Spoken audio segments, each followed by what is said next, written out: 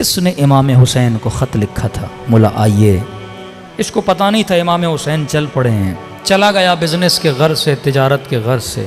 کہتے ہیں واپس آیا کوفے، تجارت میں اس کو بہت نقصان ہوا، سب کچھ گوا کے آیا خالی ہاتھ ہو کے۔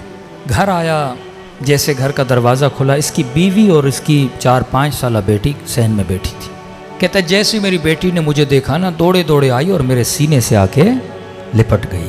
کہتا ہے جب سفر پہ گیا تھا، میری بیٹی نے مجھ سے کچھ مانگا تھا کہ بابا جب واپس آؤ نا، اپنی بیٹی کے لیے یہ چیز لے کر آنا۔ کہ اب جیسے بیٹی سینے پہ لگی نا، باپ تھا، سب کچھ گوا کے پہنچا تھا۔ میں نے کہا بیٹی پوچھے گی بابا یہ لائے، میں نے یہ گفٹ بولا تھا، لیکن بیٹی نے یہ نہیں پوچھا۔ پہلا سوال جو میری بیٹی نے کیا، کہنے لگی بابا آپ کربلا نہیں گئے؟ کہہ رہا بیوی سے کہا کیا کہہ رہی؟ کہنے لگی شوہر کچھ کما کے لائے ہو، اتنے دنوں سے نہیں تھے؟ کہا نہیں زوجہ، نقصان ہوا بہت۔ کہ گھر میں کچھ بھی نہیں ہے کھانے کے لیے۔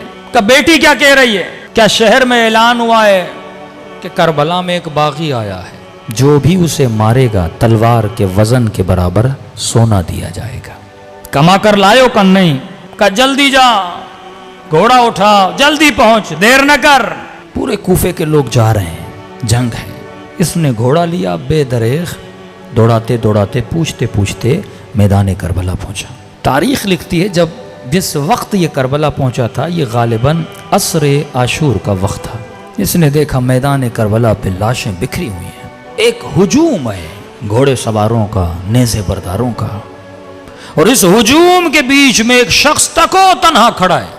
کوئی اسے پتھر مارتا ہے، کوئی اسے تیر مارتا ہے، کوئی اسے نیزہ مارتا ہے، کوئی دور سے تلوار مارتا ہے۔ کہتا میں سمجھ گیا یہ دشمن ہے جسے مارنا ہے۔ میں بھی اس بھیڑ کے اندر گیا، اس ہجوم کے اندر گیا۔ میں نے کہا میں پیچھے کیوں رہوں؟ میں نے بھی ایک پتھر اٹھایا اور آگے بڑھ کے اسے مارنا چاہا۔ کہ جیسے مارنا چاہتا تھا نا، اس نے نگاہیں بلند کر کے مجھے دیکھنا شروع کیا۔ کہتا ہے وہ ہیبت اس کی نگاہوں میں تھی، وجود پہ لرزہ طاری ہو گیا۔ اب جو چہرہ دیکھا تو نورانی، ماتھا دیکھا تو سجدوں کے نشان۔ میں نے کہا یہ تو کہہ رہے ہیں کسی باغی کو مارنے آ رہے ہیں، یہ شکل باغیوں کی تو نہیں ہے۔ فوراً اپنے عقل کو روشن کیا اور جہالت کے لشکر کو مارا۔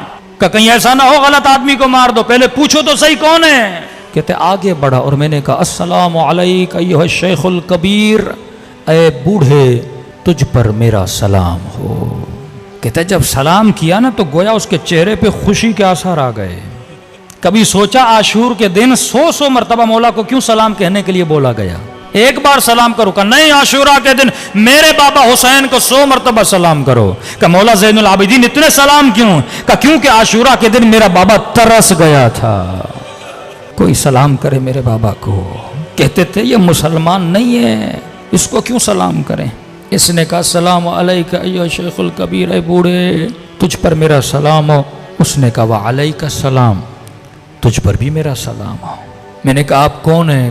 کہ عجیب ہو، بلاتے بھی خود ہو، پوچھ بھی خود رہے ہو میں کون ہوں۔ کہ متعجب ہوا کیا مطلب؟ کہ تو نے خط نہیں لکھا تھا حسین کو؟ اب 5 منٹ کے لیے تصور کریں تیرے ہاتھ میں پتھر ہو اور تو کسی کو مارنا چاہے، اسی وقت تجھے پتا چلے یہ تیرا امام زمانہ ہے، کیا گزرے گی انسان پہ؟ محب تھا، عاشق تھا۔ کہتا ہے بدن پہ لرزہ طاری ہوا۔ میں نے کہا حسین؟ کہاں محمد کا نواسا حسین ہوں۔ کہتا ہے دوڑا دوڑا مولا کے قریب گیا۔ میں نے کہا مولا جب تک زندہ ہوں یہ تیر، یہ تلواریں، یہ پتھر اپنے وجود پہ کھاؤں گا۔ امام نے کہا نہیں، تیرا نام شہداء میں نہیں ہے۔ حسین کی بات مان، وقت بہت گزر چکا ہے، جتنا جلدی ہو سکے کربلا کی سرزمین سے نکل جا۔ میں نے کہا مولا اس حال میں اپنے مولا کا حکم دے رہا ہوں نکل جا، تیرا نام شہداء میں نہیں ہے۔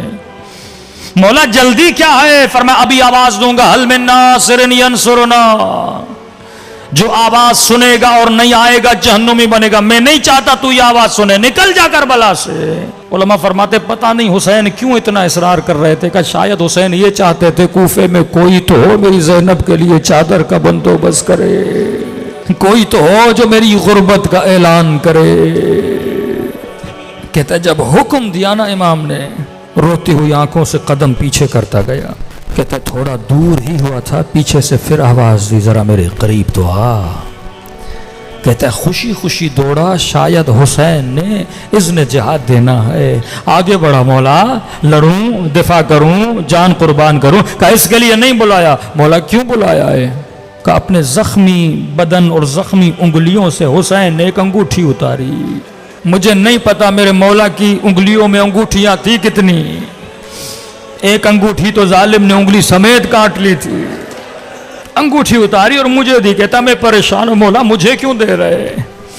کہ دیکھ تو سفر پہ گیا تھا، تیرے گھر میں 4 سالہ بیٹی ہے، اس نے تجھے کہا تھا بابا میرے لیے انگوٹھی لانا، تجھے یاد نہیں تھا، حسین کو یاد ہے۔ اتنی محبت کرتے ہیں حسین تیرے بچوں سے۔ فرمایا تو بھی اپنے بچوں سے اتنا عشق نہیں کرتا جتنا حسین کرتے ہیں۔ شمر سینے پر ہے، کہتے شمر اب بھی وقت ہے، اب بھی وقت ہے، میں ضامن ہوں، گلا نہ کاٹ۔ کہتے لہی نے چھری چلائی پر گلا نہیں کٹا۔ پوچھنے لگا حسین گلا کٹ کیوں نہیں رہا؟ کہ یہ وہ جگہ ہے جہاں میرے نانا بوسہ دیا کرتے تھے، چھری نہیں چلے گی۔ دیکھ رہا ہے، کہتے ہیں گودی قتل گا جدال عقل و جہل تھا، وہاں پر بھی حسین بتا رہے ہیں عقل کیا ہے اور جہالت کیا ہے۔ یہاں پر بھی شمر باز نہیں آ رہا، اپنے ہاتھوں سے اپنے لشکر کو قتل کر رہا ہے۔ تبھی میرے چوتھے ماں فرماتے ہیں میرے بابا کا گلا آگے سے نہیں کاٹا گیا، پیچھے سے کاٹا گیا۔ سجدہ شکر عطا کر خدا نے حسین جیسا امام دیا جو تیری نسلوں سے پیار کرتا ہے۔